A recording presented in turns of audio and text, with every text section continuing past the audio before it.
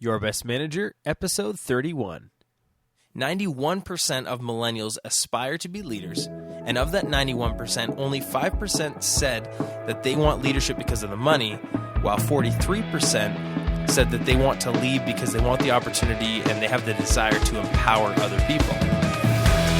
Hey everybody, and welcome to the Your Best Manager podcast, featuring interviews with senior managers and leadership experts, as well as practical advice for first-time managers. And after today's show, be sure to hop over to yourbestmanager.com and check out the free management course, Fully Engaged in 10 Days, where you will learn 3 critical components to increasing employee engagement on your team. Have fun!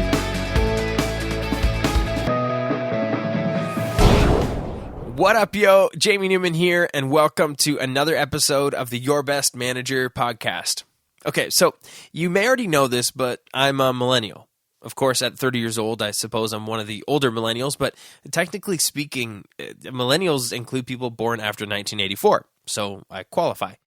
Now, the reason I bring this up is because I'm going to be sharing some research today that I've been doing over the last few weeks or so on millennials in business and millennials in leadership, and well, I want you to know that it's coming from a place of humility. It's funny, though, because I continue to read articles, studies, interviews, you name it, and I often think to myself, oh, those millennials, they're so emotional, or they're so needy, or they're so naive. I even felt this way listening to Simon Sinek's viral video about the millennial question that's, well, you've seen it by now, it's everywhere. And it's creating a lot of interesting conversations. And I'll note here that if you haven't listened to Friday's episode 30, well, I had the privilege of talking with Simon Sinek's friend, Peter Docker. And of course, we chatted a little bit about the video. And I'm also pretty sure I talked about it with Andrew Sherman, which is an interview that'll be released this Wednesday. So that's episode 32. But again, the conversation's popping up everywhere. And as I was saying, so I watched Simon Sinek's interview and I thought, poor millennials. There are just so many sociological, psychological, technological, environmental circumstances that have defined and shaped this generation. Again, poor millennials. Well, if you remember some of the things that Simon talked about in that video, you'll get what I'm about to say here. So I'm sitting at the dinner table the other night and I'm typing away on my phone. And I noticed that, well, I'm being rude to my family. So I put the phone down on the table, face up. And then I turn it over thinking, well, maybe that'll signal that I don't really need it.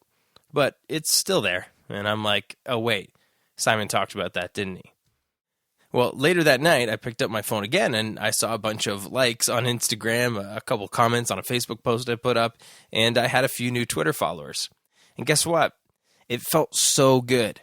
And then I thought, wait a minute, is this that addictive dopamine rush that Simon was talking about? Am I addicted? And then I was sharing some of the research that I've been doing on millennials with my wife this past Thursday evening. And I was talking about how crazy it is that, and we'll talk about this more in a few minutes, but I was telling my wife how crazy it is that millennials believe not only that they know what it takes to be a great leader and what the number one critical leadership skill is, but many of them, in fact, more than half of them believe that they already possess this critical leadership skill. And all that's missing in their career? Someone, their company, to just give them a shot, to give them an opportunity to shine. Well, want to know what my wife said? She said, well, that's how you felt sometimes, isn't it? Those poor millennials, yeah, that's me sometime. So I share all this to say I'm really fired up to talk about this subject because not only is it incredibly relevant to leadership development, but I resonate with a lot of these things because, well, the majority of the people that I serve through yourbestmanager.com, they're millennial managers or they're millennial employees who want to become managers. And, well, I'm living in the same world, and I've experienced many of the same thoughts, feelings, and circumstances. But we should really get on with the big question for today's episode, so here it is. Do millennial managers make better leaders? Or let's put it this way. Do millennials have a greater ability to inspire, a greater ability to influence, a greater ability to coach and lead? Do millennials have a greater ability to help companies achieve business results than the Gen Xers and the baby boomers have or had? And do millennials have greater leadership skills than society gives them credit for? This is the big question today because Surveys show that many millennials, and particularly millennial managers, feel like they have these critical leadership skills, and they don't really believe that their current managers, that their current business executives and company leaders, well, they don't believe that the Gen Xers and baby boomers who are running the companies they work in really get this whole people leadership thing. So let me give you an answer to the question, and just to warn you, I'm going to cop out a little bit for the sake of discussion. So, do millennial managers make better leaders? Maybe. But let me share some of the research I've been looking at, and then I'll let you decide what to think. So what I'm going to do here is read a number of statements, statistics, and opinions that I've come across recently, and I'll have a list of these sources in the show notes at yourbestmanager.com, but I'm basically going to share a few bullet points with you, and then I'll try and unpack it a little bit and just explain some of my conclusions. All right, so let's go.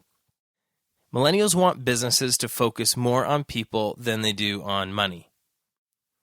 91% of millennials aspire to be leaders, and of that 91%, only 5% said that they want leadership because of the money, while 43% said that they want to lead because they want the opportunity and they have the desire to empower other people.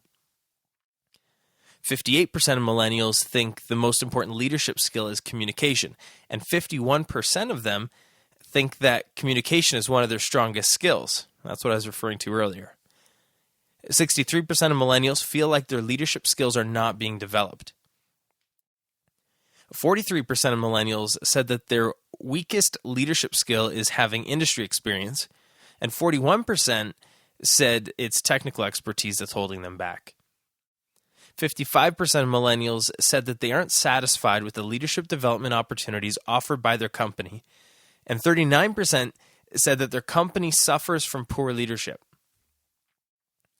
Millennials say that the biggest problem with their company's leaders is their ability to develop others and communicate.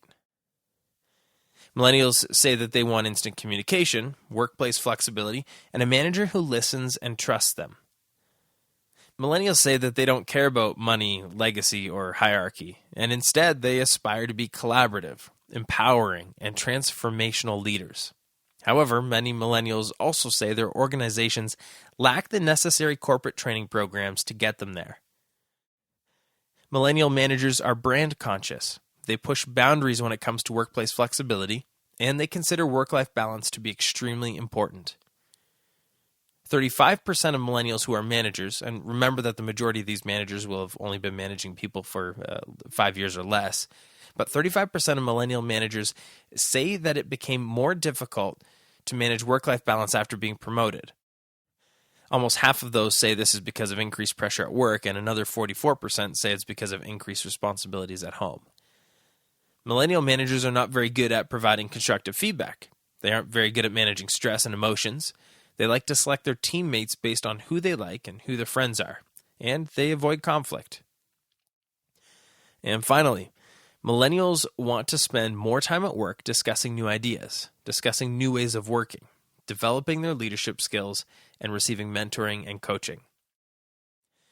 All right, so there's a lot of stuff in there to digest from what I've just read, and I could probably keep going, but let me share a summary of my takeaways from this research, and then I want to invite you to join the conversation. And again, the big question that I'm asking is, do millennials make better leaders? And my cop-out answer is maybe. Here's why. First of all, I find it really interesting that millennials consider communication skills to be the most important leadership skills. I don't disagree with it, but I'm going to twist it a little bit here and suggest that we're actually referring to people skills in general. And I just think that a symptom of poor people skills is a lack of communication. What's interesting, though, isn't just that millennials identify this as a critical skill, but that over half of the millennials surveyed think that they already possess that skill. And I'm going to side with the millennials here and suggest that it's true. There are many business leaders, owners, executives, managers who are not great communicators and who don't have very good people skills. And I'll use a few sweeping generalizations here and suggest that many of the Gen Xers and baby boomer leaders that we have today look at leadership from a results-based or work ethic-based, business-first standpoint. Make money first, then develop your people, opposed to develop people and then the money will come. And hey, they both actually make sense. If you can build a profitable business, well, then you can provide opportunities and development for your people.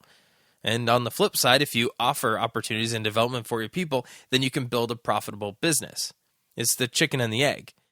But this explains the lack of employee engagement that we're seeing throughout the workforce. And as a reminder, that's a 70% disengagement level.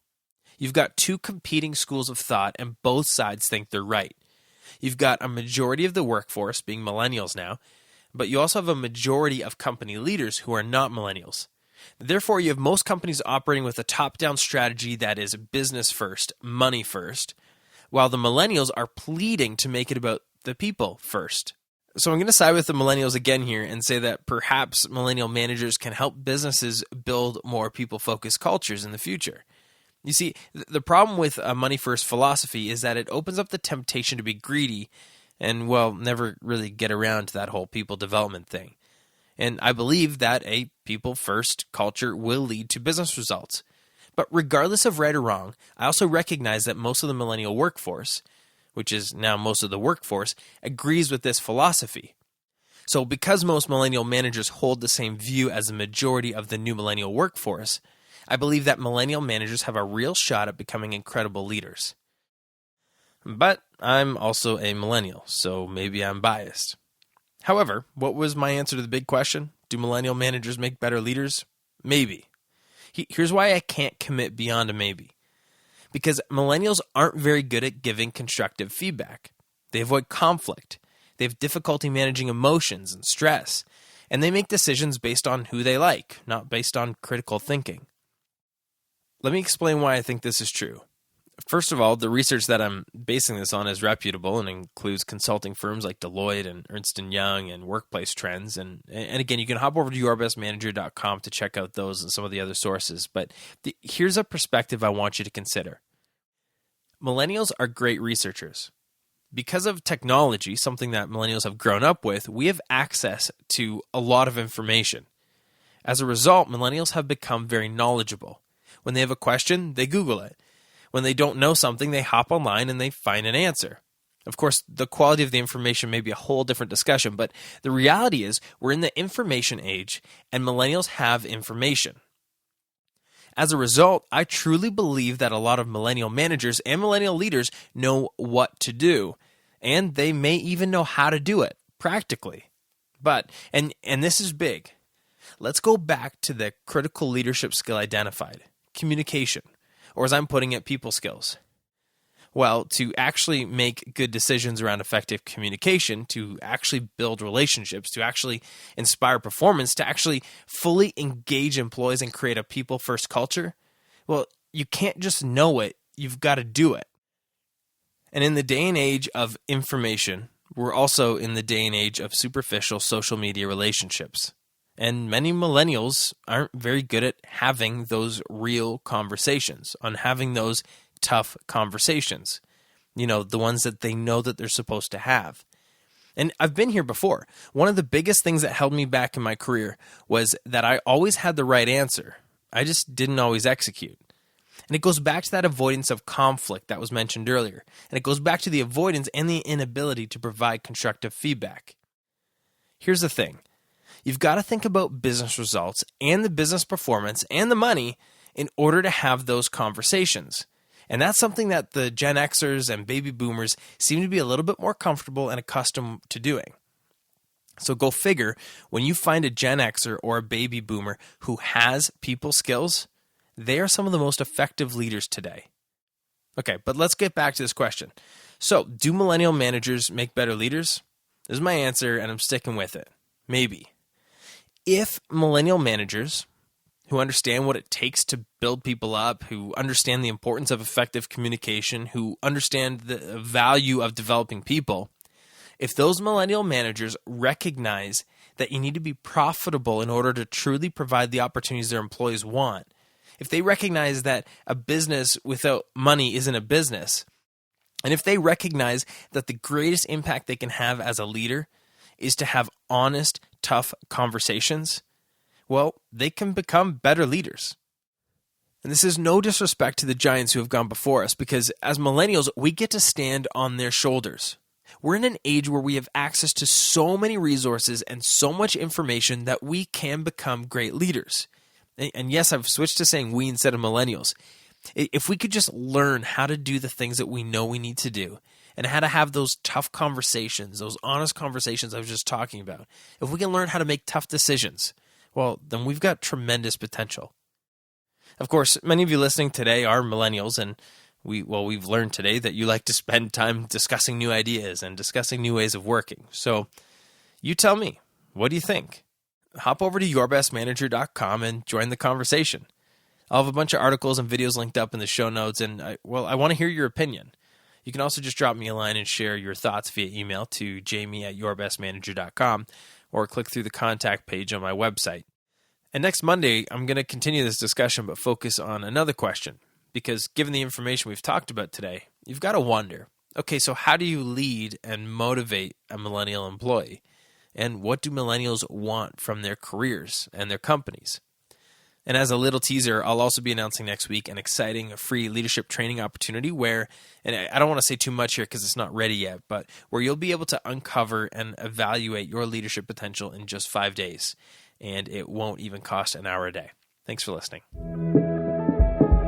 All right, everyone, that does it for today's episode. Thank you so much for listening. Now hop over to yourbestmanager.com and take advantage of the free tools, resources, and training which I've created exclusively for you, the next generation of leaders. Oh, and have fun.